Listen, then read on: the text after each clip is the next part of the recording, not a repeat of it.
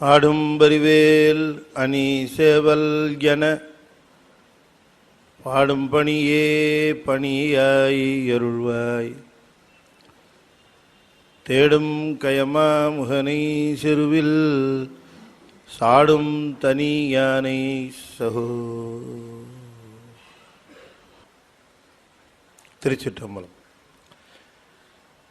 வேத நெறி தழைத்தோங்க மிகு சைவத்துறை விளங்க பூத பரம்பரை பொலிய புனிதவாய் மலர்ந்தழுத செய்தவள வயற்புகலி திருஞான சம்பந்தர் பாதமர தலை கொண்டு திருத்தொண்டு வரவாம். திருச்சிற்றம்பலம். அண்டசராசரங்களுக்கெல்லாம் அதிபதியாக விளங்கக்கூடிய முருகப்பெருமானுடைய ஒப்பற்ற கருணையினாலே அருள்மிகு கமலவிநாயகர் சத்சங்கமும் புரசை திருநெறி கழகமும் இணைந்து மிகச் சிறப்பாக நிகழ்த்தி கொண்டு வருகிற இந்த அருள்ஞான வேள்வியில் இன்றைய தினம் 6ஆம் நாளாக திருஞான சம்பந்த பெருமான் அருளி செய்த திருப்பாசுரத்தில் 6வது பாடலை சிந்திப்பதற்கு திருவருள் கூட்டியிருக்கிறது. திருஞான சம்பந்த பெருமான் சைவ சமய அடிப்படை உண்மைகளை மதுரை மாநகர் மக்கள், மதுரை மாநகரிலே வாழ்ந்து கொண்டிருக்கக்கூடிய புறச்சமயத்தார், மதுரையை ஆண்டு கொண்டிருக்கக்கூடிய அரசன், அதிகாரிகள் அத்துணை பேருக்கும் பொதுவாக நின்று இந்த சமய உண்மைகளை அறிவிக்கின்றார். சைவ சமயம் என்பது எல்லா சமயங்களுக்கும் அப்பாற்பட்டு வழங்கக்கூடிய சமயாதீதம் என்று தாயுமானவர் சொல்லுவார்.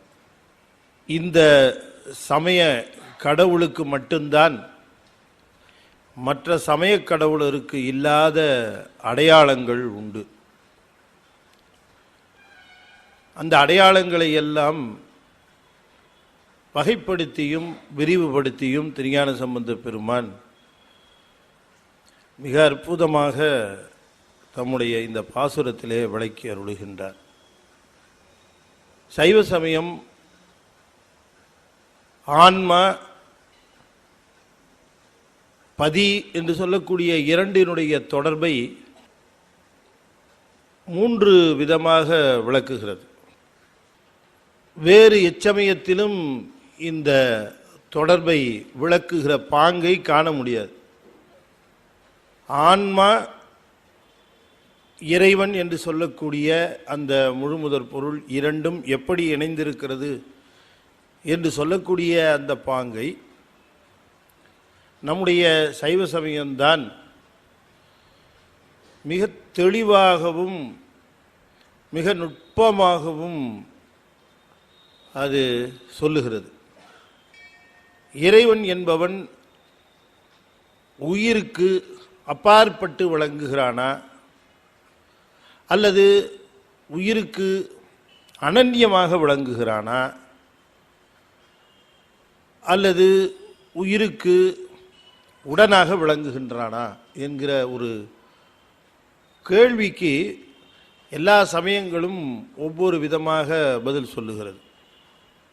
உயிரும் சிவமும் ஒன்றேதான் என்று சொல்லக்கூடிய ஏகான்மவாதம், உயிர் வேறு சிவம் வேறு என்று சொல்லுகிற துவைதம், இவற்றுக்கெல்லாம் தனிப்பட்ட முறையில்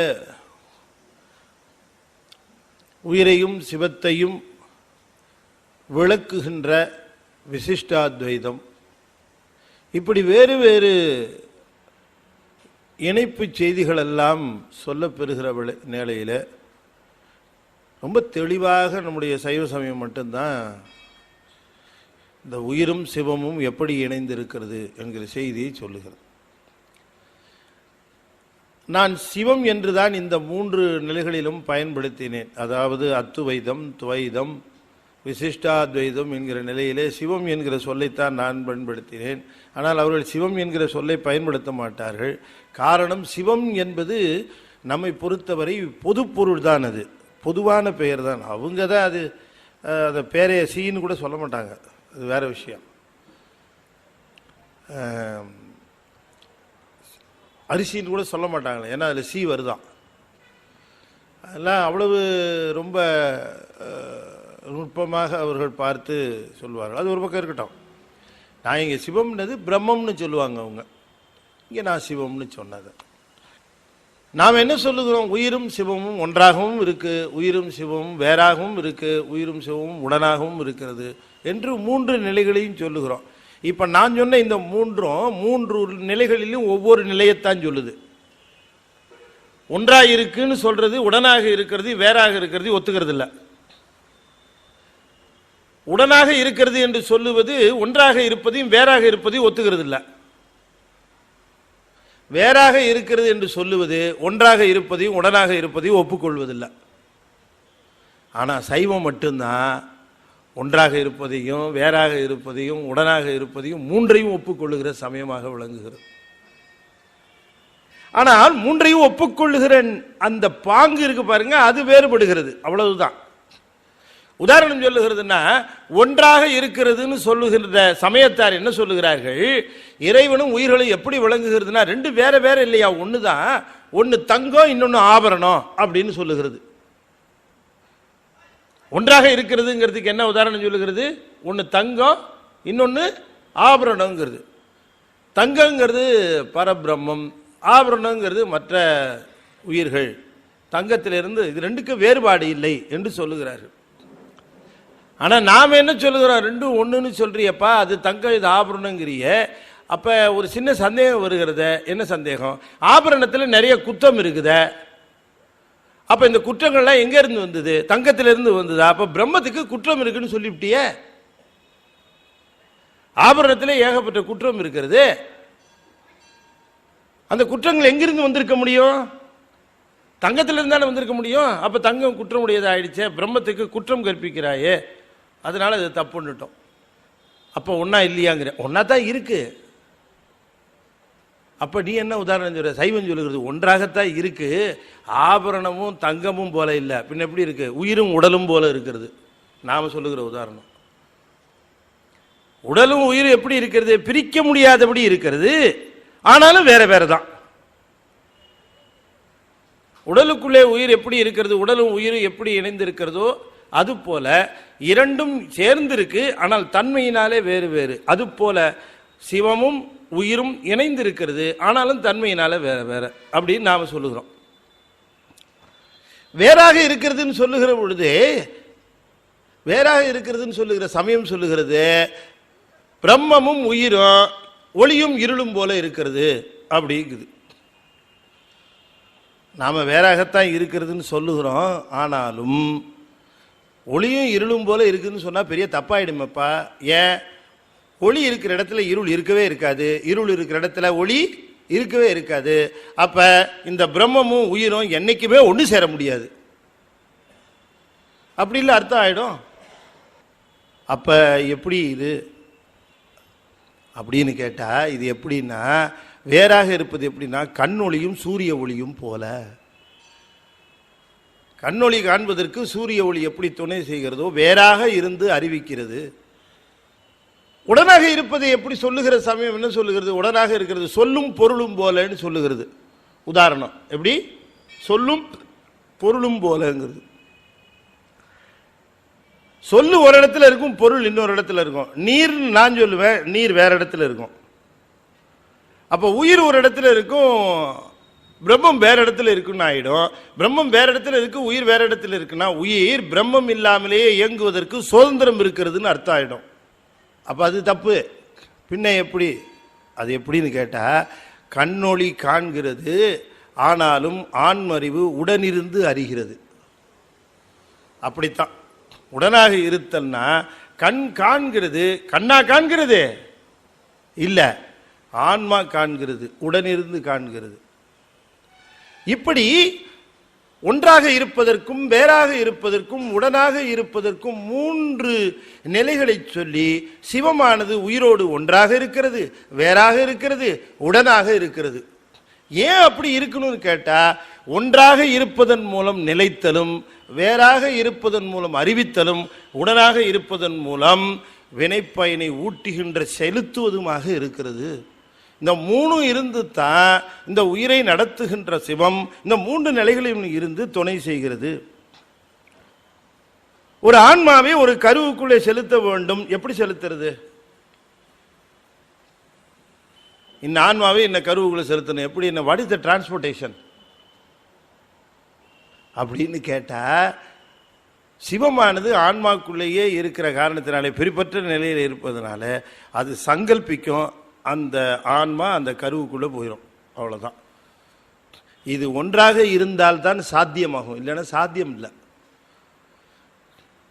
இந்த கருவுக்குள்ளே இந்த ஆன்மா செல்ல வேண்டும் என்கிற சங்கல்பம், இறைவனுடைய சங்கல்பம் நிகழ்ந்தால் தான் அது ஒன்றாக இருந்தால் மட்டுமே நிகழும். வேறாக இருப்பது எப்படி? அறிவித்தல். இங்கே இருக்கிறவங்களே நான் தனித்தனியாக கேட்க வேணாம், அவங்கவுங்களுக்கே தெரியும். எப்பொழுது அவர்கள் சிவத்தை அறிந்தார்கள்? எப்போ திருமுறைகளை தெரிந்து கொண்டார்கள்? எப்பொழுது திருமுறையின் மேலே ஆர்வம் ஏற்பட்டது? எப்போ திருஞான சம்பந்தரை பற்றி தெரிஞ்சுது? ரொம்ப கொடுத்து வச்சவங்களுக்கு 4 வயசு 5 வயசில் தெரிஞ்சிருக்கலாம், 7-8 வயசுலேயே தெரிஞ்சிருக்கலாம். கொஞ்சம் இதானவங்களுக்கு 10, 12 வயசு, 15 வயசு, 20 வயசில் தெரிஞ்சிருக்கலாம். இன்னும் கொஞ்சம் பேருக்கு 30, 35 வயசில் தெரிஞ்சிருக்கலாம். இன்னும் கொஞ்சம் பேருக்கு 40, 45 வயசில் தெரிஞ்சிருக்கலாம். பல நாய் கழிந்த நாளும் பனிமலர் கோதைமார் மேலனாய் கழிந்த நாளும் மெலிவொடு மூப்பு கோலனாய் கழிந்த நாளும் குறிக்கோடிலாது கட்டேன். பாலனாய் கழிந்த நாளும் பனிமலர் கோதைமார் மேலனாய் கழிந்த நாளும். நான் உங்களுக்கு சொன்னேன்னு தெரில, KK நகரில் நான் ஒரு 2-3 வருஷங்களுக்கு முன்பாக தொடர் சொற்பொழிவு செஞ்சேன். அப்போ ஒரு அன்பர் என்னை பார்த்தார். அந்த தொடர் சொற்பொழிவு நிறைவு செய்த பிறகு நான் ஒவ்வொரு சனிக்கிழமையும் அந்த சொற்பொழிவு செய்வேன். தொடர்ச்சியாக ஒரு 4-5 மாதம் அந்த சொற்பொழிவு செய்து கொண்டிருந்தேன். ஒரு நாள் நிறைவு செய்தோடனே ஒரு அன்பர் நிறைவு செய்கிற அன்றைக்கி என்னை பார்த்தார். பார்த்து கையில் 2 பழம் கொடுத்தார். அன்பாக கொடுத்தார், நான் வாங்கிக்கிட்டேன். அவர் கேட்டார், அடுத்தது நீங்கள் எங்கே சொற்பொழிவு செய்வீங்க ஐயான்னார். எங்கெங்கேயோ கூப்பிடுவாங்க, எங்கெங்கேயோ போய் செய்வேங்க ஐயா, எல்லா இடத்துக்கும் போவேன் நான். நமக்கு என்ன கணக்கு, நாடோடி எங்கே வேணால் கூப்பிட்டாலும் போய் சொல்ல வேண்டியதானே அப்படின்னு. அவர் சொன்னார், இல்லைங்கய்யா, நீங்கள் சென்னைக்குள்ளே எங்கேயாவது செஞ்சீங்கன்னா தெரிஞ்சுக்கலாமே அப்படின்னாரு. அது சைதாப்பேட்டையில் செய்வேன் அப்படின்னேன். சரிங்கய்யா, நாங்கள் வண்டியோடு வந்துடுறோங்க ஐயான்னாரு. எனக்கு ஒன்றும் புரியல. அது அவர் சாதாரணமாக தான் சொன்னார், வண்டியோடு வந்துடுறேன்னாரு. வண்டியோடு வந்துடுறேன்னா எனக்கு ஒன்றும் புரியல. சரி ஐயா, என்ன வண்டியோடுங்கிறீங்களே என்னான்னு கேட்டேன். இல்லைங்கய்யா, பழ வண்டியோடு வந்துடுறேன்னாரு. பழ வண்டியா? அப்புறமா எனக்கு ஒரு ஆர்வம் ஏற்பட்டுச்சு, என்ன பழ வண்டின்னு. ஐயா, நான் வண்டியில் பழம் வச்சு விற்கிறவன், வண்டியில் பழம் வச்சு விற்கிறவன். ஒரு நாள் சனிக்கிழமை அன்றைக்கி இந்த வண்டியை தள்ளிட்டு போனேன். தள்ளிட்டு போகும்போது இங்கே கொஞ்சம் கூட்டமாக இருந்தது. இந்த பிள்ளையார் கோவில் இந்த மாதிரி அங்கேயும் ஒரு மண்டபம், அந்த பிள்ளையார் கோவிலை ஒட்டி ஒரு பெரிய மண்டபம் இருக்கும், கூட்டமாக இருந்தது. சரி, வண்டியை ஒரு ஓரமாக நிறுத்தினா வியாபாரம் ஆகுமே, முடிஞ்சு வரவங்க வாங்குவாங்களே அப்படின்னு அப்படி ஓரமாக வண்டியை நிறுத்திட்டு நான் இந்த கூட்டம் நிறைவு பெற்றோன்னா வந்ததுன்னா வாங்குவாங்களேன்னு காத்துக்கிட்டு இருந்தேன். அப்போ காத்துக்கிட்டே இருக்கிற பொழுது இந்த பேச்சு குரல் உங்கள் பேச்சு காதில் விழுந்தது. விழுந்த உடனே சரி, பழம் விட்ட வரும்போது தானே விற்க போகிறோம், என்ன பேசுகிறாரு கேட்போன்ட்டு அப்படி முன்னாடி கேட்டேங்க ஐயா உங்கள் பேச்சை. என்ன ஆச்சரியம்னா, எனக்கு எந்த பேச்சுமே புரியாது, ஆனால் இந்த பேச்சு புரிஞ்சுது ஐயான்னாரு. எனக்கு ரொம்ப புரிஞ்சுது மாதிரி இருந்தது. என்னது இவ்வளோ எளிமையாக இருக்குதே அப்படின்னு சொல்லிச்சுட்டு சரி அப்புறமா நின்று கேட்டேங்க ஐயா, எனக்கு நிறைய தெரியாத விஷயங்கள்லாம், எனக்கு எத்தனையோ செய்திகள் தெரிஞ்சு. நான் படிக்காதவன் ஐயா, பழ வியாபாரம் தான். எங்கள் அப்பா பண்ணார், எங்கிட்ட வண்டியை கொடுத்து விட்டார். ஆனாலும் இந்த நீங்கள் சிவம் சிவம்னு சொல்லுகிற பொழுது, அதை கேட்குற பொழுது ஒரு பெரிய ஒரு ஆனந்தமாக இருந்துச்சு. அதுக்கப்புறம் என்ன பண்ணேன், இனிமேல் சனிக்கிழமையான பழ வியாபாரத்தை வண்டியை இங்கே கொண்டாந்துடணும்னு முடிவு பண்ணிட்டேன். நான் ஒவ்வொரு சனிக்கிழமையும் வண்டியை கொண்டாந்துருவேன். வண்டியை கொண்டாந்து இப்படி ஓரமாக நிறுத்திட்டு கடைசியில் உட்காந்துக்குவோங்க ஐயா. அது இப்போ சொற்பொழிவெல்லாம் கேட்டேன். எனக்கு இப்போது ஒரு 5-6 மாதமாக இந்த சனிக்கிழமை கேட்டது நான் ரொம்ப படித்த மாதிரி எனக்கு ஒரு தெளிவு இருக்குங்க ஐயா.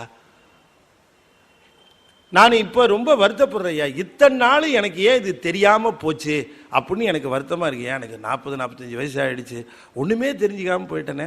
இவ்வளவு சிறப்பான செய்திகள் நமக்கு இறைவனுக்கும் நமக்கு இருக்கிற அந்த சம்பந்தம் இதெல்லாம் நீங்கள் சொல்லுகிறது கேட்குற பொழுது எனக்கு ஆனந்தமாக இருந்துச்சு.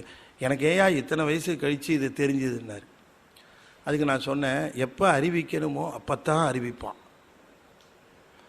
அதுதான் வேறாக நின்று அறிவித்தல்.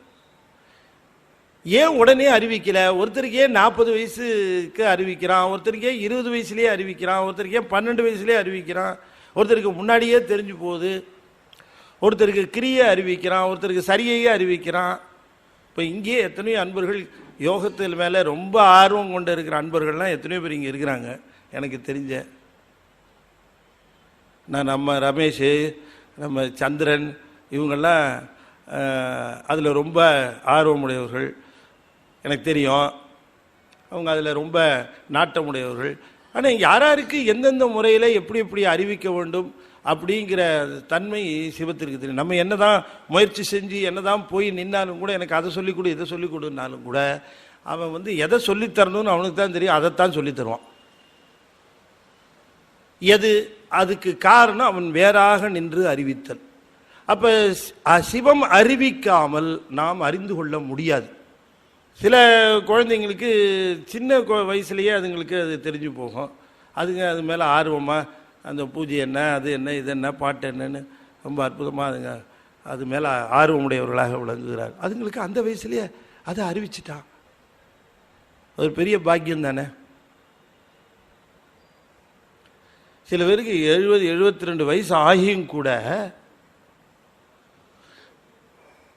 நம்மளை பார்த்து பரிதாபப்படுறோம். ஐயோ பாவம், என்ன பண்ணுறாங்கன்னு தெரியல, உட்காந்துட்டு இருக்கிறாங்களே. நம்மளை பார்த்து பரிதாபப்படுறோம். இவங்களுக்கெல்லாம் வேறு வேலையே இல்லை போல இருக்கு, பாவம் என்னவோ பாவம் பாருங்க, கூட்டமாக உட்காந்துக்கிட்டு அப்படி.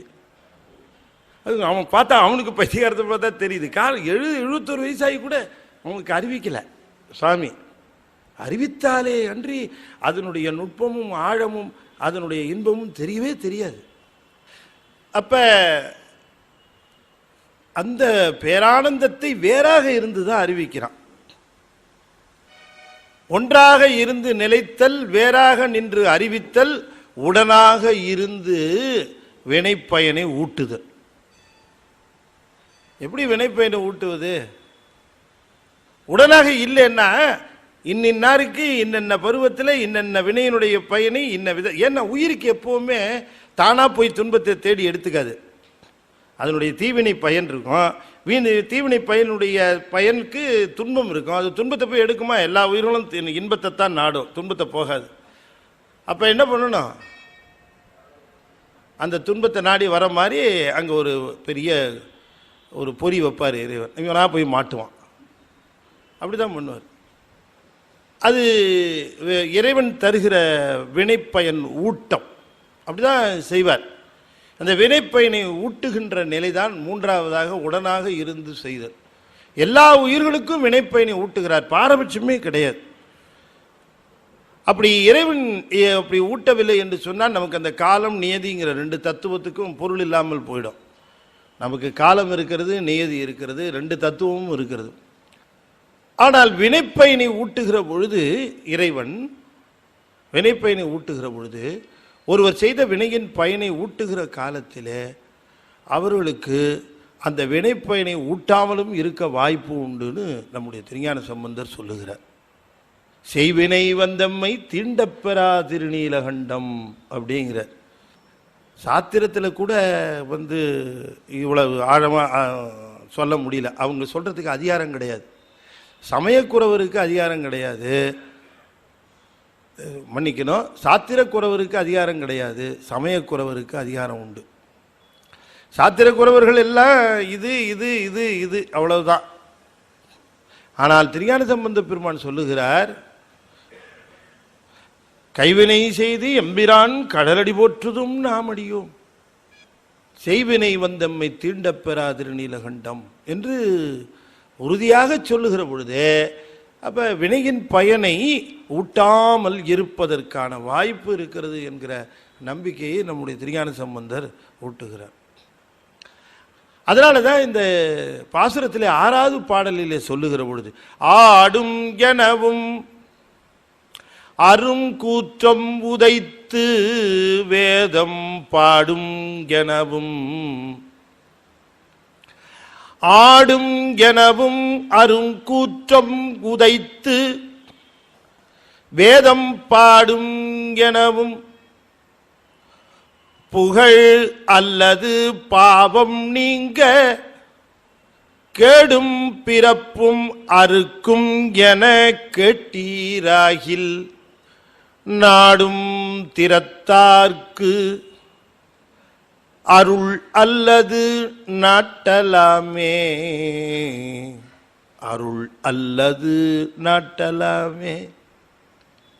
ஆடும் எனவும் அரும் கூற்று உதைத்து வேதம் பாடும் எனவும், 3 நிலைகளிலே இங்கே திருஞான சம்பந்த பெருமான் இறைவனுடைய அந்த நிலைகளை சொல்லுகிறார். ஆடும் எனவும் அருங்கூற்று உதைத்து எனவும், அந்த இடத்துல ஒரு எனவும் திரும்பவும் போட்டுக்கணும். வேதம் பாடும் எனவும், வேதம் பாடும் எனவும், ஐயா ஆடுகிறார், கூற்றுவனை உதைக்கிறார், வேதங்களை உரைக்கின்றார்.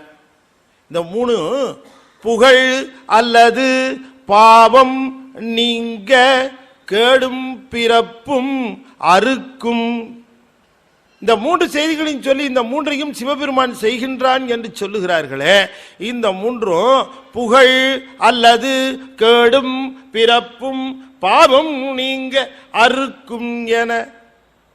அந்த இடத்துல இந்த புகழ் அறுக்கும் 2க்கும் ஒரு ஓகாரம் சேர்த்துக்குங்க, பொருள் சரியா தரும்.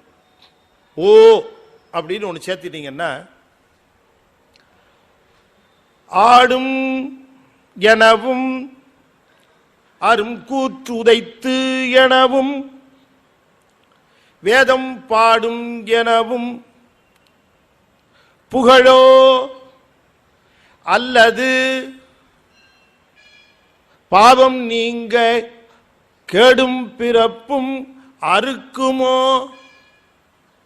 ஐயா இந்த 3ஐயும் செய்திருக்கிறார் சிவபெருமான் என்று சொன்னால், இந்த 3ஐயும் எதுக்காக செஞ்சார்? தனக்கு புகழ் வருவதற்காக செய்தாரா, அல்லது உயிர்களுக்கெல்லாம் பிறப்பையும் இறப்பையும் நீக்க வேண்டும் என்கிற காரணத்திற்காக செய்தாரா என்று நீங்கள் கேட்டு பாருங்கள் அப்படிங்கிற.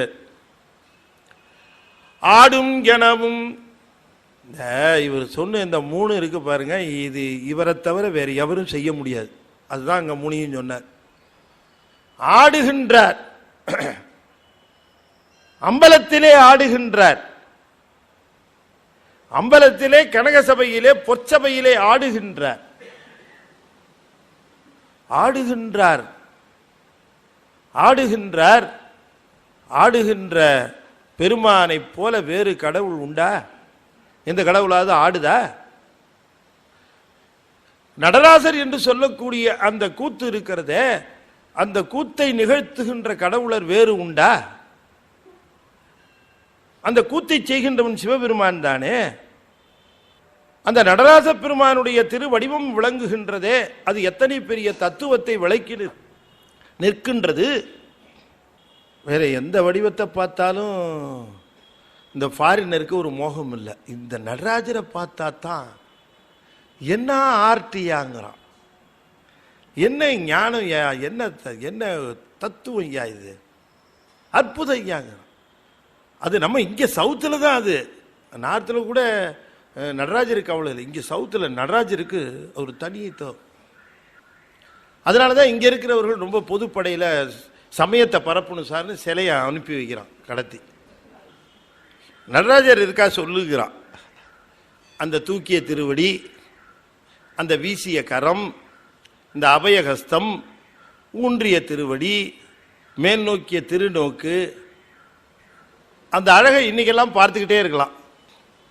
அம்பலத்தில் ஆடுகின்றார் பாங்கிமாரே, அவர் ஆட்டம் கண்டு நாட்டம் கொண்டேன் பாங்கிமாரே, இன்ப வடிவாய் சபையில் பாங்கிமாரே, நடம் இட்டவர் மேல் இட்டம் கொண்டேன் பாங்கிமாரே, கவலையெல்லாம் கடந்து பாங்கிமாரே, என்னை கை கலந்த கல்வரடி பாங்கிமாரே. காவலையெல்லாம் கடந்து வந்து என்னை கை கலந்தார்னர். என்ன காவல்?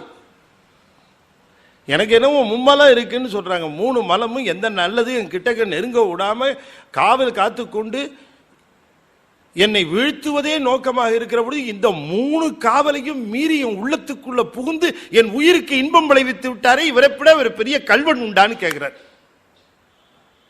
இந்த காவலை கடக்கவே முடியாத என்னுடைய ஆணவ மலத்தையோ, என்னுடைய கண்ம மலத்தையோ, என்னுடைய மாயா மலத்தையோ கடக்கவே முடியாது. இந்த 3ஐயும் எப்படி கடந்தார்னு தெரியல.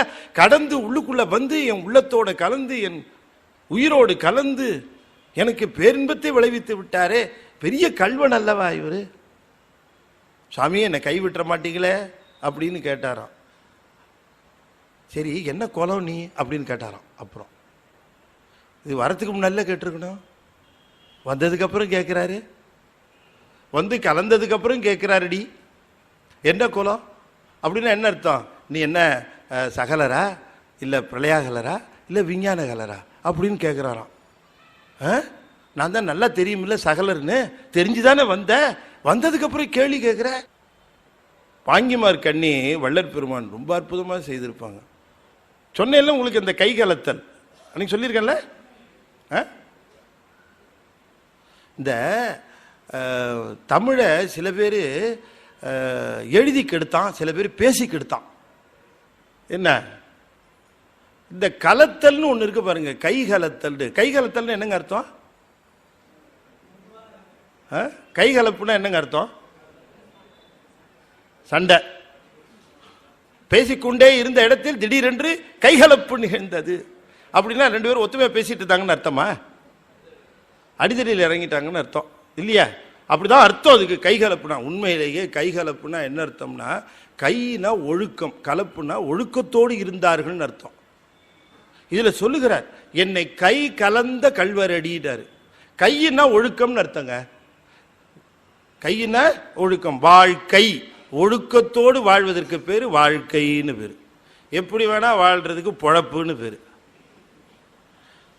அது பிழைனாலே குற்றம்னு அர்த்தம். தப்பு தண்டா செஞ்சாது பொழைச்சிக்கன்றான்ல, பிழைனா குற்றம். அந்த பிழப்புன்னா எப்படியும் வந்துகிறது. வாழ்க்கைனா ஒழுக்கத்தோடு இருப்பது. மணிவாசகர் சொல்றாரு, கைதான் நெகிழ விடேன் உடையா என்னை கண்டுகொள்ள.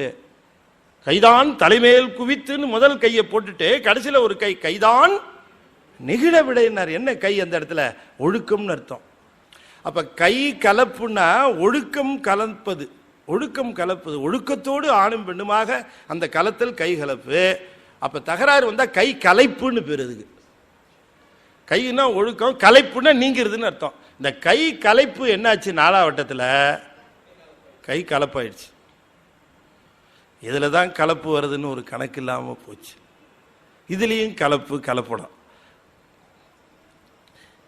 என்னை அந்த கை கலப்புன்னு அங்க வள்ளற்பெருமான் போட்டதுனால தான் அந்த சொல்லினுடைய அந்த பிரயோகமே புரிஞ்சுது.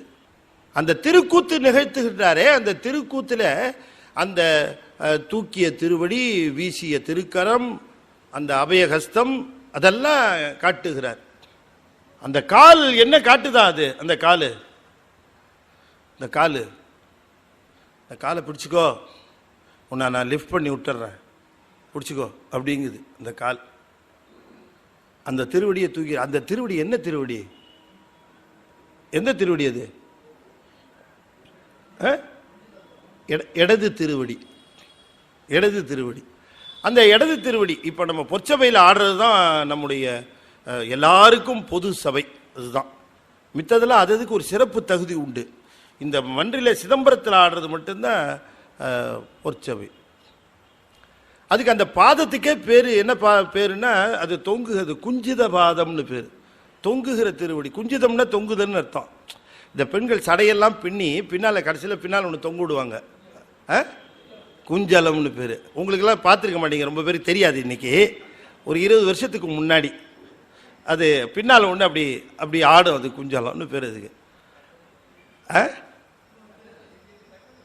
அதான் அது பின்னால் அது அது இப்படி கால் அது தொங்கு ஆகிற அழகு, அதுக்கு அது குஞ்சித பாதம்னு இப்போ பேரே வைக்கிறாங்க பாருங்க, குஞ்சித பாதம்னு. இப்போ இல்லை, அப்போ வைப்பாங்க குஞ்சித பாதம்னு.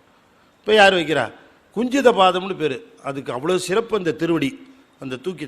அது என்ன இடது திருவடி? அது அம்பாளுக்குரியது, அது அருளை குறிப்பது, அது திருவருளை குறிப்பது. அந்த திருவருளை பெறுவாயாக வா. இந்த காலு கீழே ஊனி இருக்காரு பாருங்க, அதுக்கு கீழே என்ன இருக்கு? காலு கீழே முயலகன்னு ஒருத்தர் இருப்பான். அவன் எப்படி இருப்பான் பார்த்துருக்கீங்களா? வேடிக்கையா இருக்கும். கண் ஒரு பக்கம், காது ஒரு பக்கம், கை ஒரு பக்கம். அது எப்படின்னா, நீங்கள் ஞாயிற்றுக்கிழமை அன்னைக்கு எந்த வீட்டுக்குள்ளே பூந்தாலும் டிவி யாராவது ஒருத்தன் பார்த்துட்டு இருந்தான்னு வச்சுங்க, அவன் மாதிரியே இருப்பான். அவன் எப்படி பார்ப்பான் தெரியுங்களா? டிவி காலை தூக்கி இப்படி போட்டிருப்பான், கையை தூக்கி இப்படி விட்டுருப்பான், தலையை இப்படி வச்சிருப்பான். என்னவோ பண்ணுறான், ஒன்றும் இல்லை, டிவி பார்த்துட்டு இருக்கான். ஏன் இப்படி பார்க்குறேன்? ரிலாக்ஸ்டாக பார்க்குறேன் நான், ரிலாக்ஸ்ட். முயலை கடை பார்க்கலன்னு சொன்னா அந்த குறைய தீர்க்கிற கோலம் அது. அப்புறம் அங்கங்க பிடிக்காம என்ன பண்ணும்? இந்த காலு கீழே இருக்கிற முயலகன் தான் நம்முடைய சிந்தனை. அதை அடக்கி இந்த திருவுருளை பற்று அப்படின்னு. இந்த கை ஒன்று வச்சிருப்பாரு, அந்த கைக்கு பேர் என்ன? இப்படி ஒரு கை. இல்ல இல்ல, இது அபயஹஸ்தம், இது கஜஹஸ்தம்னு பேரு. இந்த வீசிய திருவடி, இது வீசிய திருக்கரம். இந்த வீசிய திருக்கரம் வீசிய கைன்னு பேரு, இது அபயஹஸ்தம்னு பேரு. இந்த வீசிய கரம் எப்படி இருக்கும்? அது கஜஹஸ்தம்னு பேரு. ஏன்? அது இப்படி தொங்கும், யானை துதிக்க மாதிரி இருக்கும். இந்த யானை துதிக்க மாதிரி இப்படி இருந்து அந்த அது எங்க பாயிண்ட் பண்ணிட்டு இருக்கும் தெரியுங்களா? இந்த காலை குறிச்சிட்டு இருக்கும், காலை காட்டிட்டு இருக்கும் அப்படி அப்படி. அதுக்கு ஏன் கஜஹஸ்தம்னு பேருன்னா, அதுக்கு இந்த இப்படி துதிக்க மாதிரி இருக்குங்கிறது இல்லை. உண்மையிலேயே இப்போ யானை மேலே ஏறணும்னா எப்படி தெரியுதுங்களா? யானை என்ன பண்ணும்? காலை இப்படி மடித்து அப்படி காட்டும். யானை மடித்து காலை மடித்து இப்படி காட்டுச்சுன்னா அது மேலே ஏறிக்கலான்னு அர்த்தம், அதுக்கு அப்ரூவல் கொடுக்குதுன்னு அர்த்தம். யானை காலை மடிக்கலைன்னா மேலே ஏற முடியாது. நீங்கள் பாட்டுக்கு ஏதாவது ஹெலிகாப்டர்லேருந்து அப்படியே மேலே கொண்டு வந்து இறக்கி உட்கார வச்சுருவேன் சார்னு சொன்னால், யானையோட சம்மதம் இல்லாமல் மேலே எவனா ஏறினான்னா ஏறினவன் ஏறினதோட சரி, அவ்வளோதான். அது சம்மதம் கொடுக்கணும், அப்போ தான் மேலே ஏற முடியும். அது சம்மதம் கொடுக்கறது எப்படின்னா, காலை மடித்து அப்படி மடித்து காட்டின உடனே என்ன பண்ணும்? அது மேலே வச்சு அப்படி மேலே ஏறிடும். அப்போ யானை காலை மடித்து தன்னை மேலே ஏற்றுவதற்கு காட்டுவது போல இந்த காலையும் நீ பற்றினால் மேலே ஏறிக்கொள்ளலாம் என்று காட்டுவதனாலே அது கஜஹஸ்தம்னு பேர். யானையாவது ஏறுகிற பொழுது தான் அது காலை மடித்து ஏறுன்னு சொல்லும். ஆனால் நம்ம பெருமான் எப்போ பார்த்தாலும் காலை மடித்து நான் எப்பவும் ரெடி, நீ எப்பவும் ரெடியான்னு கேட்டுக்கிட்டே காலை மடிச்சு நிற்கிறேன். மடித்தாடும் அடிமைக்க நன்றியே மனனே நீ வாழு நாளெல்லாம்னாரு சுந்தரமூர்த்தி சுவாமிகள். எப்பவுமே மடித்து தயாராக வச்சுட்டு இருக்கிறாராம், நீ எப்போ வருவே எப்போ வருவேன்னு. அப்போ இந்த காலை குறித்து காட்டுகிற இந்த திருவடி இருக்கிறதே, இந்த திருவடி அருள் நிலையை காட்டுகிற திருவடியாக விளங்குகிறது. அப்போ இந்த ஆடுகின்ற நிலை என்பது 5 தொழில்களையும் சிவம் செய்து வருகிறது என்பதை உலகுக்கு உணர்த்துவதற்காக இருக்கிற குறியீடு. நம்முடைய சைவ சமயத்தில் பார்த்தீங்கன்னு சொன்னீங்கன்னா 2 திருக்கோலம் ரொம்ப முக்கியம். ஒன்று தட்சிணாமூர்த்தி திருக்கோலம், இன்னொன்று நடராஜர் திருக்கோலம். தட்சிணாமூர்த்தி திருக்கோலம், இன்னொன்று நடராஜர் திருக்கோலம். இந்த 2 திருக்கோலமும் என்னன்னு கேட்டிங்கன்னா விஞ்ஞானத்தின் அடிப்படையில் அமைந்த திருக்கோலங்கள். எப்படின்னு கேட்டிங்கன்னா, விஞ்ஞானத்தில் டோட்டல் எனர்ஜின்னு ஒன்று இருக்கு பாருங்க. Energy will be in 2 forms, 2 ஃபார்மில் இருக்கும். ஒன்று பொட்டன்ஷியல் எனர்ஜி, இன்னொன்று kinetic energy. Potential energy is due to position, kinetic energy is due to motion. இப்போ நான் உங்களுக்கு ஒரு சின்ன உதாரணம் சொன்னீங்கன்னா உங்களுக்கு புரியும். இப்போ ஒரு சின்ன கல் இருக்குன்னு வச்சுக்கோங்க, இவ்வளோ பெரிய கல் பாறாங்கல், இவ்வளோ பெரிய கல். அந்த கல் இப்போ இந்த இடத்துல வச்சிருக்கிறேன். இப்போ இந்த இடத்துல இந்த கல் இருக்கிற இந்த கல்லை எடுத்துகிட்டு போய் 3 மாடிக்கு மேலே கொண்டு போய் வச்சுட்டேன். அந்த கல்லை நல்லா கவனமாக கேட்கணும். நல்ல இவ்வளோ பெரிய கல், பாறாங்கல். அதை இங்கே இருக்கிற கல்லை எடுத்து இப்போ எத்தனை மேலே எடுத்து வச்சுருக்கேன்? 3வது மாடியில். கல் அதே கல் தான், எனர்ஜி ஒரே எனர்ஜியா? கல் ஒரே கல் தான், 3வது மாடி. அதை தெரிஞ்சுக்கணும்னு சொன்னால் இந்த கல்லை இங்கேருந்து போட்டால் என்ன ஆகுது, 3வது மாடியிலிருந்து தூக்கி போட்டால் மண்டையில் என்ன ஆகுது? என்ன ஆகும்? ஆஸ்பத்திரியில் அட்மிட் பண்ணணும். ஒரே கல் தானே. அது 3வது மாடியில் ஏற்றிக்கொண்டு வைக்கிற பொழுது என்ன ஆகிறது, அந்த பொசிஷன்னால அதுக்கு எனர்ஜி வந்துடுது. Energy due to position. 3வது மாடிக்கே இப்படின்னு சொன்னால் 15வது மாடிக்கு ஏறிச்சுன்னா எப்படி இருக்கும் அது அதனுடைய சமாச்சாரம் இல்லைங்களா? அப்போ energy will be in 2 forms. One potential energy due to position. அப்போ 3வது மாடியில் இருக்கக்கூடிய அந்த கல் எனர்ஜி அதில் அப்படியே பொட்டன்ஷியல் எனர்ஜியாக இருக்கு. அதை அப்படி தள்ளி விட்டோம்னு என்ன ஆகும், மேலிருந்து கீழே விழ ஆரம்பிக்கும். விழ ஆரம்பிக்கிற பொழுது potential energy is converted to kinetic energy. இப்போ அது மோஷனில் இருக்குது. இப்போ புரியுதுங்களா உங்களுக்கு? எனர்ஜி 2 ஃபார்மில் இருக்கும் இந்த உலகத்தில். அது ஒரு எனர்ஜி கினட்டிக் எனர்ஜி, இன்னொரு energy potential energy. Potential energy due to position, kinetic energy due to motion சொன்னோம். இப்போ பொட்டன்ஷியல் எனர்ஜி என்று சொல்லக்கூடிய நிலைத்த சக்தி தான் தட்சிணாமூர்த்தி. இயங்கு சக்தியாக இருக்கக்கூடிய கினட்டிக் எனர்ஜி தான் நம்முடைய நடராஜ பெருமான். இந்த மாதிரி ஒரு ஃபார்மேஷன் எங்கேயாவது உண்டா நீங்க சொல்லுங்க? தட்சிணாமூர்த்தி அமர்ந்த கோலம் அப்பவும் ஒரு காலை தூக்கி மேலே வச்சிருப்பார். ஆடுகின்ற கோலம் அப்பவும் ஒரு காலை தூக்கி மேலே வச்சு ஆடுவார். இந்த ஆட்டம் இருக்கிறதே, இந்த இயக்கம், இது 5 செய்கின்ற இயக்கம். அதனாலே 5 செய்கின்ற இயக்கத்திலே பூர்த்தி பெற்று பூரணம் பெற்றவர்களுக்கு நிலைத்த சக்தியாக வருவார். அப்ப நம்முடைய வழிபாடு நடராஜரிலே துவங்கி தட்சிணாமூர்த்தியிலே நிறைவு பெற வேண்டும். ஞானிகளுக்கு தட்சிணாமூர்த்தியில துவங்கி நடராஜரில் நிறைவு பெறும். அதனால தான் திருப்பெருந்துறையில் தட்சிணாமூர்த்தியை பார்த்து தில்லையிலே நடராச பெருமானிடம் நிறைவு செய்தார் மணிவாசக பெருமான். அதான் நமக்கு அவங்களுக்கு இருக்கிற வித்தியாசம் உள்டா. அது என்னன்னு கேட்டிங்கன்னா, அது பேக்ரவுண்ட்லேருந்து அப்படி வந்தது அந்த பக்கமாக. அப்போ இந்த நிலையிலிருந்து குருமுகமாக இருந்து உபதேசம் பெற்று நமக்கெல்லாம் அந்த திருவாசகத்தை தந்த மணிவாசக பெருமான் நடராச பெருமானிடம் சென்று திருவாசகத்திற்கு பொருள் கேட்கிற பொழுது இதுதான் பொருள் என்று சொல்லி கலந்தார் என்று சொல்லுகிற அந்த நிலையை பார்க்கிற பொழுது ஆடுகின்ற நிலையிலே 5 தொழில்களை படைத்தல், காத்தல், அப்புறம் பின்னாலிருந்து சொல்லணும். கரெக்டாக சொல்லுங்க. யாராவது அழித்தல்னு சொல்லுகிறீர்களோன்னு பார்த்தேன். என்ன சொல்லணும்? அதுக்கு ஒடுக்குதல்னு சொல்லணும். ஒடுக்குதல். சைவ சமய உண்மைகளை அறிந்தவர்கள் அழித்தல்னு சொல்லவே மாட்டாங்க, ஒடுக்குதல் தான் சொல்லணும். நம்ம இங்கே ஒரு 4-5 வருஷமாக திருமந்திரம் சொல்கிறதுக்கு நல்ல எஃபெக்ட் இருக்குது, இல்லைன்னு சொல்ல முடியாது இல்லையா? அப்போ இது இந்த நடராசர் திருக்கோலம் இருக்கிறத, அது 5 தொழில்களையும் இறைவன் செய்து கொண்டிருக்கிறான் என்று காட்டுவதற்காக அமைந்த நிலை. படைக்கின்றான், காத்தலை செய்கின்றான், பிறகு ஒடுக்கத்தை செய்கின்றான், பிறகு மீண்டும் மறைத்தல், பிறகு மீண்டும் அருளல் என்று செய்கின்றான். இந்த நிலையிலே இந்த 5 தொழில்களையும் செய்கின்ற அந்த குறியீடு ஆடும் எனவும் ஆடுகிறானே, அவன் ஆடுகின்றத மற்றவர்களெல்லாம் பார்த்து அவனை பாராட்டணுங்கிறதுக்காக அவன் ஆடுகிறான். அது புகழுக்காகவா ஆடுகிறான்? புகழுக்காகவா? இல்லை, உயிர்கள் உய்ய வேண்டும் என்பதற்காக செய்கின்ற இயக்கம் அது.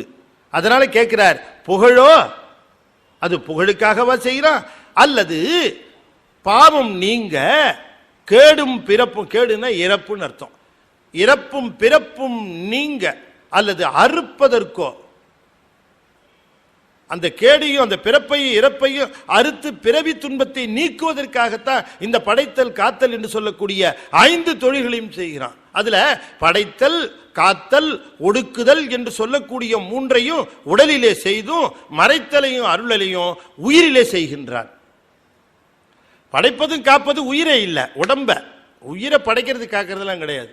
எனவே படைத்தல், காத்தல், ஒடுக்குதல் என்ற 3ஐயும் உடலுக்கும் மறைத்தலும் அருளலும் உயிருக்கும் நிகழ்த்துகின்றான். இதை நம்ம சைவம் ரொம்ப அழகா குரூப் பண்ணும். எப்படி குரூப் பண்ணா, படைத்தல், காத்தல், ஒடுக்குதல், மறைத்தல் அத்தனையும் சேர்த்து பந்தம் அப்படின்னு. அருளல் வீடு, பந்தமும் வீடும் ஆயினானை. அது சுருக்கமா சொல்றது. அது 2ஆ சொல்லலாம், 5 2ஆ சொல்லலாம், 5 3ஆவும் சொல்லலாம். எப்படி? படைத்தல், காத்தல், ஒடுக்குதல் 3ஆவும் சொல்லலாம். 3ஆ சொல்லலாம், 5ஆ சொல்லலாம், 2ஆவும் சொல்லலாம். அப்ப இந்த பந்தம் வீடு என்று சொல்லக்கூடிய நிலை பந்தத்தினுடைய நிறைவாக வீடு பேரு. முதல் கேள்வியாக கேட்கிறார், ஆடுகின்ற இந்த திருக்கூத்தை வேறு எந்த கடவுளரும் செய்யவில்லை, சிவபெருமானே செய்து வருகிறான் என்பது எதை குறிக்கிறது என்று சொன்னால் 5 தொழில்களுக்கும் தலைவனாக விளங்குகின்றவன் அவன்தான். அதனாலதான் அவனுக்கு 5 திருமுகங்கள். வடக்கே வாமதேவம், தெற்கே அகோரம், மேற்கே சத்யோஜாதம், கிழக்கே தத்புருஷம், மேல் நோக்கி ஈசானம் என்று சொல்லக்கூடிய 5 திருமுகங்களை கொண்டு 5 தொழில்களையும் செய்கின்ற சதாசிவ மூர்த்தமாக விளங்குகிறான் அவன். ஆடும் எனவும் அடுத்தது ஒன்று சொல்றார், அரும் கூற்றம் உதைக்கும் எனவும். அருங்கூற்றனை உதைத்தான். யமனை உதைச்சான்னு எங்கேயாவது கேள்விப்பட்டிருக்கோமா? எந்த கடவுளாவது யமனை போய் உதைச்சுது அல்லது தகராறு பண்ணிச்சுன்னு? அந்த தகராறுக்கே போகாது எந்த கடவுள். யமனை உதைச்ச ஒரே சமாச்சாரம் சிவபெருமான் ஒருவனுக்கு மட்டுமே சொல்லப்படுகிற செய்தி. காலனை காலாலே உதைத்தான். யாருக்காக? கரெக்டா சொன்னார். அடியவர்க்காக உதைத்தான், மார்க்கண்டேயருக்காக உதைத்தான். 16 வயசுன்னு தான் சொன்னாங்க. 16 வயசு நிரம்ப போதேன்னு சொல்லி கண்ணீர் விட்டார்கள் தாயும் தந்தையும். ரகசியமா அழுதாங்க. மார்க்கண்டேயர் கேட்டார், ஏன் அம்மாவும் அப்பா அழுதுகிட்டே இருக்கிறாங்க, என்னன்னு தெரியலையே அப்படின்னுட்டு. முகம் வாடி போச்சு. அம்மா ஏன் அழறீங்க? ஒன்றும் இல்லைப்பா அம்மா, நீங்கள் என்கிட்ட சொல்லலைன்னா என் மனசு ரொம்ப வேதப்படும். என்னுடைய வேதனையை நீங்கள் புரிந்து கொள்ள வேண்டாமா? என்ன காரணம்னு சொல்லுங்க. நீங்கள் என்னால் முடிஞ்சா நான் அது இல்லைப்பா, நடந்தது இதுதான்ப்பா, உனக்கு 16 வயசு தான்ப்பா, அதனால் உனக்கு நிறைவாக போகுதே நாங்கள் கவலைப்படுறோம்.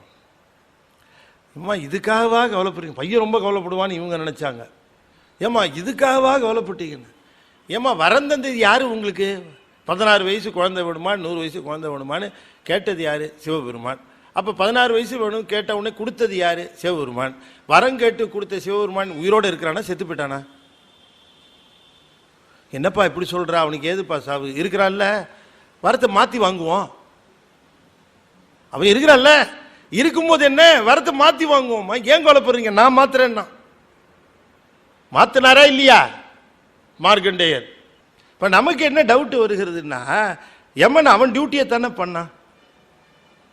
16 வயசு இருக்கணும்னு சொல்றது சிவபெருமானே சொன்னது தான்.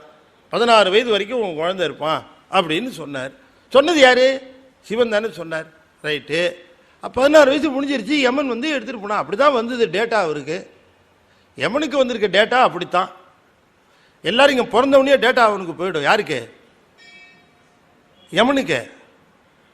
நாமெல்லாம் வயசை ஏற்றிக்கிட்டே போவோம், ஆனால் அவன் வயசை இறக்கிக்கிட்டே வருவான். இப்போ சிக்னலில் போய் நின்னீங்கன்னா சிக்னல் ரெட்டு விழுந்தவனே என்ன வரும்? முதல்ல 60ன்னு வரும், 59, 58, 57. அப்படி தான் நமக்கு வயசு அங்கே மேலே கவுண்ட் டவுன் அங்கே ஆகிட்டு இருக்கோம். இங்கே நம்ம கவுண்ட் அப் பண்ணிட்டு இருக்கிறோம், அங்கே கவுண்ட் டவுன் வந்துட்டு இருக்கோம். 0 போடா புடுறான்னுவோம். அப்படித்தான் அங்கே. அப்போ பார்த்தா 16லேருந்து ஆரம்பித்து 0 வந்துருச்சு. போய் பிடிச்சிட்டு வான்ட்டான். அவன் தான் யமன் மேலே என்னங்க தப்பு? எதுக்கு அவனை போட்டு வதைக்கிறாரு அப்படின்னு ரொம்ப பேர் யமனுக்கு சப்போர்ட் பண்ணுறாள்லாம் உண்டு. நான் யமனுக்கு வேணாலும் சப்போர்ட் பண்ணுவேனே தவிர சிவனுக்கு சப்போர்ட் பண்ண மாட்டேன் அப்படி சொல்கிற ஆள்லாம் உண்டு. அவன் டியூட்டியை பண்ணால் அவர் வந்து உதைக்கிறாரு. அதல்ல, என்னன்னு புரிஞ்சுக்கணும். 16 வயது வரைக்கும் அவன் இந்த உலகத்தில் இருப்பான்னு சிவன் சொன்னதில் எந்த விதமான மாறுபாடும் கிடையாது. ஆனால் 16 வயசு முடிஞ்சதுக்கு அப்புறம் அந்த உயிரை அந்த உடம்பிலிருந்து பிரித்து கொண்டு போவதற்குரிய உரிமை யாருக்குங்கிறது அந்த நிறைவில் தான் தெரியும். யமனுக்கு எப்போவுமே எல்லாரும் முடிஞ்சு போனால் நம்மக்கிட்ட தான் வருவான் விருந்தாளியா, ஒருத்தனும் தேர்றது இல்லைன்னு நல்லா தெரிஞ்சு முடிஞ்சு போச்சுன்னா நேராக வந்துடுறான். ஆனால் மார்க்கண்டேயருடைய கதை என்ன ஆயிடுச்சுன்னா 16வது வயதில் அவர் காலம்ங்கிற தத்துவத்தை தாண்டி சிவதத்துவத்துக்குள்ளே போயிட்டார். அப்போ சிவதத்துவத்துக்குள்ளே போயிட்டா சிவதத்துவத்துக்குள்ளே நுழைஞ்சவங்களை 16 வயசு முடிஞ்சா இந்த உலகத்திலேருந்து அழைச்சிட்டு போகிறது உண்மை. ஆனால் யமதூதர் வரமாட்டாங்க, சிவகணங்கள் வந்து அழைத்து போவார்கள். இப்போ ரொம்ப பேர் என்ன கேட்குறாங்கன்னா, சார் வாரியார் சாமி கும்பிட்டாரு, இறந்து தானே போனார். எல்லோரும் சாமி கும்பிட்றவங்க இறந்து தானே சார் போகிறாங்க. அப்புறம் அதில் என்ன சார் இருக்குது, சாமி கும்பிட்டவனும் ஜாவறான், சாமி கும்பிடாதவனும் ஜாவறான், இதில் என்னன்னு கேட்குறாங்க. உண்மையில் என்னையும் கேட்குறாங்க.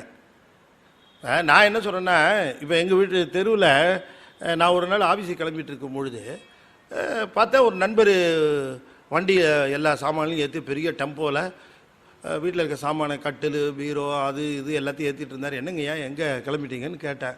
வண்டியை நிறுத்திட்டு அவர் சொன்னார், வீட்டுக்காரன் தொல்லை தாங்கவே முடியலங்க, வீட்டை காலி பண்ணி உயிரை வாங்கிட்டான். என்னவோ பண்ணுறது, ஒரு கஷ்டமாக இன்னொரு வீடை பிடிச்சி வச்சுருக்கிறேன், அது ரொம்ப கொஞ்சம் கஷ்டமாக தான் இருக்குது, வேறு வழி இல்லை, அந்த வீட்டுக்கு போயாகணும், இதை விட அது சௌரிய குறைச்சல், வேறு என்ன பண்ணுறது, இவன் தொந்தரவு தாங்க முடியல, வீட்டை காலி பண்ணிட்டு போகிறாங்க அப்படின்னாரு.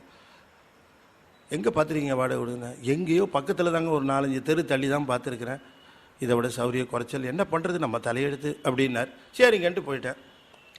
ஒரு 2-3 மாதம் கழிச்சது இந்த பக்க தெரு வழியாக ஒரு நாள் போகிறேன். அதே மாதிரி ஒருத்தர் டெம்போவில் எல்லாத்தையும் ஏற்றிக்கிட்டு இருந்தார். அப்படி என்னது இந்த நண்பர் ஏற்றுறாரு, அவரை போய் கேட்டேன், என்னங்க வீடு காலி பண்ணுறீங்களே, என்னது சமாச்சாரம்?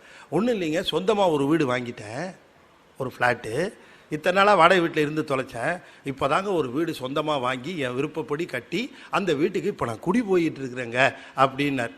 இப்போ நல்ல கவனமாக கேளுங்க, வீட்டை காலி பண்ணுறது என்னவோ 2 பேரும் ஒன்று தான், ஆனால் போகிற இடம் எதுங்கிறதுல வித்தியாசம் இருக்குது. அதுபோல் இந்த உலகத்தில் இறந்து போகிறதுல எல்லாரும் ஒரே நிலையில தான், ஆனால் யார் சொந்த வீட்டுக்கு போகிறா, யார் வாடகை வீட்டுக்கு இன்னொரு பிறப்புக்கு போகிறாங்கிறதுல வேறுபாடு இருக்கிறது என்பதை நாம் தெரிந்து கொள்ள வேண்டும். இறைவனை வழிபட்டு அங்கே சொந்த வீடு வாங்கிட்டு போகிறவனும் உண்டு, நான் வழிபடவே இல்லைன்னா அதுக்கு வாடகை வீடு, இன்னொரு வாடகை வீடு ஏற்பாடு, இதை விட சௌரிய குறைச்சலாக இருக்கிற வாடகை வீடு அப்படின்னா என்ன அர்த்தம்? 6லேருந்து 5 இல்லையா? தாய்மானவரே சொல்றாரு, இப்பிறவி தப்பினால் எப்பிறவி வாய்க்குமோ அது வருமோ அறியேன். தாய்மானவருக்கு சந்தேகம் வருது, நமக்கு சந்தேகமே கிடையாது இல்லையா? அப்ப இந்த கூற்றுவனை உதைத்தல் என்பது எதை குறிக்கிறதுன்னு சேக்கிழார் சொல்றாருன்னா, யார் ஒருவர் சிவ, இதில் ஒரு செய்தி என்னன்னு கேட்டிங்கன்னா, அதில் இன்னொரு நுணுக்கத்தையும் சொல்லிடுறேன். அதுக்கப்புறம் தான் இந்த கிளாரிஃபிகேஷனே யமனுக்கு கிடைச்சிது. அதுக்கு முன்னால் ஒரு சின்ன கிளாரிஃபிகேஷன் இல்லாததுனால ஏற்பட்ட ரப்சர் தான் யமன் வந்து வாங்கிட்டு போனது. அதுக்கப்புறம் ஒழுங்காக ரூல்ஸ் எல்லாம் படிக்க ஆரம்பிச்சிட்டான். சில பேர் ரூல்ஸ் அண்ட் ரெகுலேஷனை சரியாக படிக்கிறது இல்லை, மேலோட்டமாக படிச்சுக்க வேண்டியது, எதையாவது பண்ண வேண்டியது. கரெக்டாக ரூல்ஸை படித்து பார்த்தது தான் இந்த தகராறு வந்திருக்காது. அதில் ரூல்ஸில் என்ன எழுதியிருக்குன்னு நல்லா கவனமாக கேளுங்க. ஒரு மனிதனுடைய வாழ்நாளிலே அவனுடைய வாழ்நாள் கணக்கிடுகிற பொழுது அவன் எவ்வளவு தூரம் சிவபூஜை செய்தானோ அந்த நேரத்தை வாழ்நாளிலே கழித்து விட வேண்டும். நீங்க ஒரு நாளைக்கு 1 மணி நேரம் சிவபூஜை செய்வீங்கன்னா அது உங்க ஆயுசில் கணக்கில் வராது. இது நம்முடைய சாத்திரத்தில் இருக்கிற மிக ரகசியமான குறிப்பு. உங்களுக்கு மட்டும் சொல்லியிருக்க, தயவு செய்து வெளியில போய் சொல்லிடாதீங்க. அப்படி சொன்னாதான் எல்லார்ட்டையும் போய் சொல்லுவீங்க. எதையாவது சீக்கிரம் பரப்பணும்னா ரகசியம்னு சொல்லி விட்டுறணும். நமக்கே இன்னைக்கு ராத்திரி நான் போய் சேரத்துக்குள்ளே ஃபோனில், சார் உங்களுக்கு செய்தி தெரியுமா, என்ன இந்த சிவபூஜை செய்தால் ஆயுசு கணக்கிலே வராதான் அப்படின்னு நினைக்க வந்துடும் செய்தி. அது உண்மை. 2 விஷயம் அதில் தெளிவு. ஒன்று, சிவபூஜை நிகழ்ந்து கொண்டு இருக்கிற பொழுது யமதூதுவர்கள் நெருங்க மாட்டார்கள். 1, சிவபூஜை நடந்துகிட்டு இருக்கு, யாராக இருந்தாலும் சரி, சிவபூஜை செய்துட்டு இருக்கிற பொழுது வரத்துக்கு அத்தாரிட்டியே கிடையாது. அதைத்தான் அந்த தப்பு பண்ணாவன். 16 வயசு முடிஞ்சு போச்சுன்னு கணக்கு எடுத்தியே, 16 வயசு கணக்கு எடுத்துட்டு வான அக்கௌண்ட்டை டேலி பண்ணா இவன் சிவபூஜை செஞ்ச நேரத்தை எல்லாம் கணக்கு எடுத்திருக்கான். உன்னை யார் இதெல்லாம் நேரத்தை கணக்கு எடுக்க சொன்னது? ரூலை சரியா படிச்சியா? யார் சொல்றா இது? கச்சியப்பர் கந்த புராணத்தில் சொல்லுகிறார். அப்ப திருநீர் அணிந்து சிவபூஜை செய்கின்ற நேரத்திலே யமதூதர்கள் நெருங்க முடியாது. அதைத்தான் செய்தார் அவர். அவர் உடனே பூஜையை ஆரம்பித்து பூஜையை நிறுத்தி கொண்டு இருக்கிற பொழுது தான், என்ன இவன் மாதிரி பூஜை பண்ணிகிட்டே இருக்கா, இது எப்போ முடியும், எனக்கு நேரம் ஆகிடுச்சா, எனக்கு டைம் வேறு, ஓவர் டைம் வேறு ஒர்க் பண்ணிகிட்டு இருக்கிறேன் நான் கயிறு தூக்கி போட்டான் மேலே. ஆக நாம் எத்தனைக்கு எத்தனை சிவபூசையை அதிகமாக செய்கிறோமோ அது நம்முடைய ஆயுள் கணக்கிலிருந்து கணக்கிடப்படுவதில்லை. ஒருத்தர் வாழ்க்கையில் மொத்தமாக ஒரு 5 வருஷம் இன் டோட்டோ சொல்கிற ஒரு பேச்சுக்காக இன் டோட்டோ 5 வருஷம் சிவபூஜை பண்ணியிருந்தா ஆயுசு 5 வருஷம் கூடும், அதில் சேரும். இந்த ரகசியத்தை தெரிஞ்சுக்கிட்டு தானோ என்னவோ இந்திரன் விடேந்தொடையன்னு பூஜையை பண்ணிக்கிட்டே இருந்தான் சிவபூஜையை. அதனால தான் எல்லாரும் தேவர்கள் அத்தனை பேரும் எல்லா அசுரர்கள்ட்டையும் மாட்டுவாங்க. சிவம் இவன் இந்த இந்திரன் ஒருத்தன் தான் மாட்ட மாட்டான். காரணம் இந்த சிவபூஜை தான். சூரபதுமன்ட்டு அத்தனை பேரும் மாட்டினாங்க. என்ன அத்தனை பேர்? திருமாலே மாட்டிட்டாரு. யார்கிட்ட? சூரபதுமன்ட்ட. பிரம்மா மாட்டிட்டாரு. பிரம்மாவுக்கு என்ன வேலைன்னா வரவங்களுக்கெல்லாம் பஞ்சாங்கம் பார்த்து சொல்லணும், அதான் வேலை. யார்? சூரபதுமன் அரண்மனையில். என்னப்பா உனக்கு ஏதாவது இன்னைக்கு பார்த்து ஏதாவது சொல்லணுமாப்பா அப்படின்னு கேட்டு கேட்டு அரக்கர்களுக்கெல்லாம் சொல்லணும். திருமாலுக்கு என்ன வேலை கொடுத்தான்னு தெரியுங்களா? வரவனுக்கெல்லாம் வரம் கொடுன்ட்டார். அரக்கனை பார்த்து, எப்பா உனக்கு எதாவது வர வேணும்னா வாங்கிக்கேன்ப்பா. அட போயா, எல்லாம் போர் அடிச்சு போச்சு, வேணும்னா உனக்கு ஃபோன் பண்ணுறேன்ட்டு போயிட்டான். இதுதான் திருமாலுடைய கதியே அப்படி இருந்தது. சூரபதுமனுடைய மாட்டாத ஒரே ஆள் இந்திரன் தான். கடைசி வரைக்கும் மாட்டலையே. அவன் புள்ள மாட்டினான், ஜெயந்தன். இவன் மாட்டல. ஏன் தெரியுமா? எந்த சூழ்நிலையிலும் சிவபூஜையை விடாதவன் இந்திரன். யார் ஒருவர் சிவபூஜையை விடாமல் செய்கின்றார்களோ அவர்களுக்கு கடைசி வரைக்கும் சிவபெருமானுடைய துணை கூடவே நிற்கும் என்பது சத்தியம். சிவபூஜையை விடக்கூடாது, சுருக்க அளவிலாவது செய்யணும். அதை சொல்லுகிறார் அருங்கூட். அதனால அந்த 2வது பாயிண்ட், முதல்ல திருக்கூத்து செய்கின்றானே அது சிவனுக்கே உரிய அடையாளம். அது ஏன் செய்கிறான்? உயிர்கள் உய்ய வேண்டும் என்பதற்காக 5 தொழில்களையும் நிகழ்த்தி உயிர்கள் மலத்தை நீங்குவதற்காக, அதனுடைய குறையை நீக்கிக் கொள்வதற்காக 5 தொழில்களையும் படைத்தல் காத்தல் செய்து கொண்டு இருக்கிறான். அவனே தான் அந்த யமனை உதைத்தான் என்று சொல்லுகிற அந்த நிலை காட்டுகிறது. எதை தெரியுமா? யார் ஒருவர் சிவபூஜை செய்கிறார்களோ அடியவர்களாக இருக்கிறவர்களுக்கு யமன் நெருங்க மாட்டான். அதை அந்த வல்லமையை அடியவர்களுக்கு செய்யக்கூடிய வல்லமை சிவன் ஒருவனுக்குத்தான் உண்டு, வேற எந்த கடவுளுக்கும் இல்லை. நம்முடைய வினைகளை நீக்கி கொண்டால் தான் நமக்கு துன்பம் போகும். ஆகவே வினைகளை நீக்கிக் கொள்ளக்கூடிய அந்த அற்புதமான வல்லமையை தருகிறது யாருன்னா சிவபெருமான் ஒருவன் தான். மித்த கடவுள்லாம் உங்களுக்கு அதை கொடு இதை கொடுனா வேணா கேட்டால் தரும். எனக்கு வீடு வேணும், நிலம் வேணும், தரும், உண்மைதான். ஆனால் கடவுளரெல்லாம் அதெல்லாம் தரும். ஆனால் உங்களுடைய வினையை போக்க முடியாது எந்த கடவுளாலையும். ஏன்னா அந்த கடவுளோட வினையே சிவன்கிட்ட தான் இருக்குது. அப்புறம் அது எப்படி உங்கள் வினையை தீர்க்க முடியும்? வினை இல்லாதவன் ஒரே ஒருத்தன் தான், சிவன் ஒருவன் தான். சிவபெருமானால் ஆட்கொள்ள செய்யப்படுகின்றவர்கள் அத்தனை பேருக்கும் வினைகளை நீக்குவது தான் சிவன் செய்கின்ற பெருங்கருணை. சிவன் என்ன கொடுத்தான்னு நமக்கு தெரியாது. ஒவ்வொரு சமயமும் நம்ம சிவனுடைய திருக்கோயில் போய் வந்த உடனேயே என்ன செய்வானா, அடியவர்களுடைய கணக்கை எடுத்து, மாயா கணக்கை எடுத்து, அதில் இருக்கிற வினை அனுபவங்களை பார்த்து ஆய்ந்து ஆய்ந்து அறுப்பான்கான்னர். என்ன வினையை நீக்கலாம் இவனுக்கு, எனக்கு என்ன வினை துன்பத்தை போக்கலாம் என்று அருண் நலம் புரிவாராம் சிவபெருமான். 3வது ஒன்று சொன்னார், வேதம் பாடும் எனவும்னர். அவ்வப்பொழுது உயிர்கள் உய்வதற்காக நாதத்திலிருந்து பிறக்கின்ற அருள் நூல்களை சிவபெருமான் ஆன்மாக்களை அதிர்ட்டித்து நின்று செய்து தருகிறான். அப்ப அவனே செய்வது வேதம் என்று சொல்லுவது போல உயர்ந்த ஆன்மாக்களை, உத்தம ஆன்மாக்களை அதிர்ட்டித்து நின்று, அதை திருஞான சம்பந்தர் சொல்லுகிறார். இப்போ நாம் பாடுகின்ற பாடல்கள் எனதுரையே தனதுரையாக, அப்படி செய்த அந்த உரையாக இந்த வேதங்களை ஏன் அதை செய்கின்றான் என்று சொல்லுகிற பொழுது, இந்த ஆன்மாக்கள் தம்முடைய இந்த உலக வாழ்வில் வருகின்ற துன்பங்களிலிருந்து விடுபடுவது மட்டுமல்லாமல் பட்ட காயங்களுக்கு சிறந்த மருந்தாகவும் விளங்கும்படியாக அந்த அருள் நூல்களை அருளி செய்திருக்கிறான்.